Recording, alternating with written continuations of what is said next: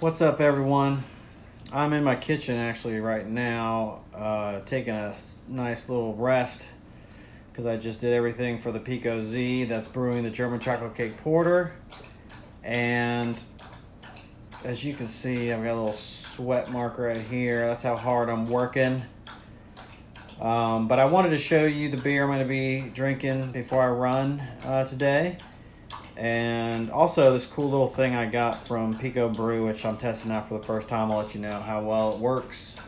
So anyway, yeah, that's it. It basically uses a sensor to monitor how much CO2 pressure is being let off during fermentation in the keg, and therefore knows when fermentation is slowing down and when it's complete, etc. So basically, I think it lights up if there's an error, but there'll be a light right there for progress, and then a green light when it's complete, when fermentation is complete. But it's completely online. You go online, log in, and it will tell you via charts what's going on with your fermentation, which is pretty sweet. This is if you have their Pico C machine with their special keg that comes with a Pico C, because it's only like a 1.25 gallon keg that's specially made for that. But I don't need this because it doesn't work with a corny keg. So I'll let you know how that goes. I had my scale out a little earlier to measure hops for the German chocolate cake porter. Here's some instructions. This is what comes with a Pico Firm. Basically put the batteries in, go to picobrew.com, set up Pico Firm, and then go from there. Basically, I just told you how to hook the ball lock up. There's their special keg if you have a Pico C brew keg. A little different. There's your lights. Flashing green light, beer's done. Flashing yellow light, fermentation in progress. Flashing red light, error. Flashing green and red, Pico's gonna explode. Red, yellow, and green, run for your life. Green, yellow, red, you're dead. Yellow and red blinking, end of the world as we know it. So take heed to those directions.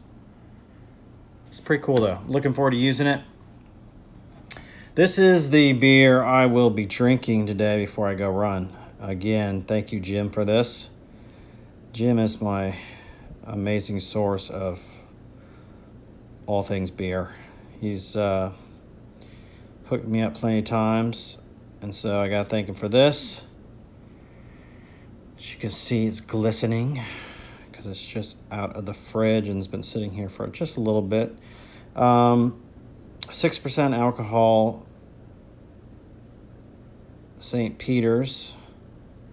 It's a Belgian line farmhouse ale, Saison. Let's see what they say about this sucker.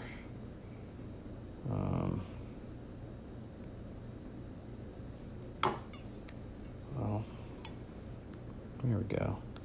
Oh, this is Green Bench. Nice. Green Bench Brewing makes some good beers. 100% oak fermented culmination of traditional Franco-Belgian style beers with a Green Bench addendum. I'm assuming that means Green Bench's take on it. St. Petersburg, Florida. Well, I'll be. I've had Green Bench's beer before. They have some good ones. Hopefully this is a good one. I'll let you know. Actually, I won't. I tend to not talk about if the beer is good or bad because that's so... It's preference. Someone might think this is the best beer they've ever had, and someone else might think it's the worst beer they've ever had. And so to get a take on somebody's opinion on beers, I sort of think it's, if a consensus is overwhelmingly that it's an amazing beer, then of course. If the numbers show that most people like it, then most likely you'll like it. But I tend to not want to slam any beer I drink because this is not really why I'm doing the telegrams. And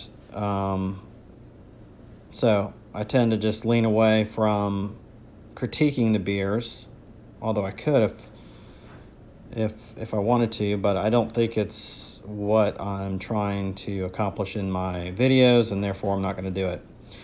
So I just tell you what I drink before I go run. That's about it. At least you get to see what's out there, and if you think, wow, I might really enjoy this, you'll go hopefully get it if you can. Or you'll go make a trip to St. Petersburg, Florida, and check it out there. So, that's it. Hopefully my run's good. To all those runners out there who continue to pound the pavement and the trails to stay in shape or to feel good or to be able to drink beer and not gain weight, I totally give you the thumbs up, and happy running, Godspeed, and that's all I know. Later. All right, so I just finished running, and man, this is beautiful. Look at this. I'm just doing my cool down, just walking a little bit, and I turned up the brightness a lot because it's not this bright. This is Kennesaw National Battlefield Park. If you don't know, I live quite close to it. I could actually walk to it in 15 minutes, which I should probably start doing, but it was too dark. We got too late to start. Nice. I just took off from Dobbins Air Force Base. But anyway, it looks more like this right now.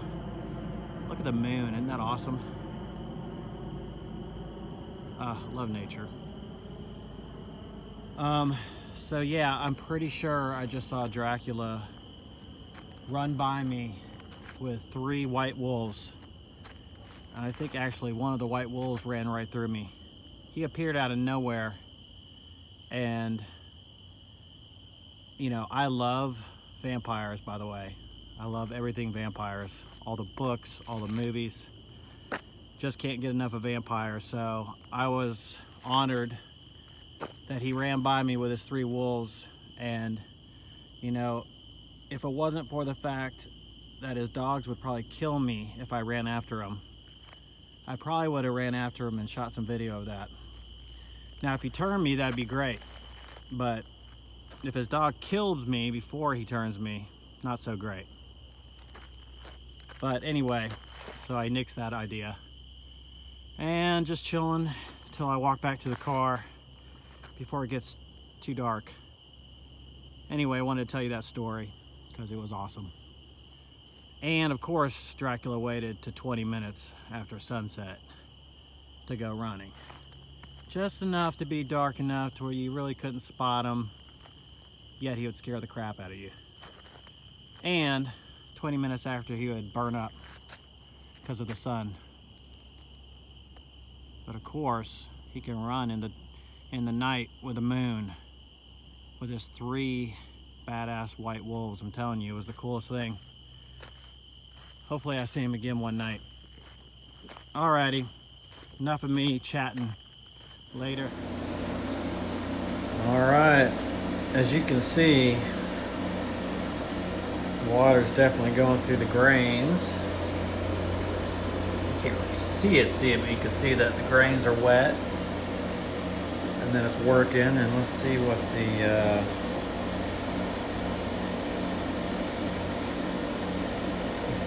the process is at right now. See, there you go, single step infusion, so it's mashing, and it's holding temperature. Time left 2 hours and 42 minutes. Temp 155, target was 155. Sweet.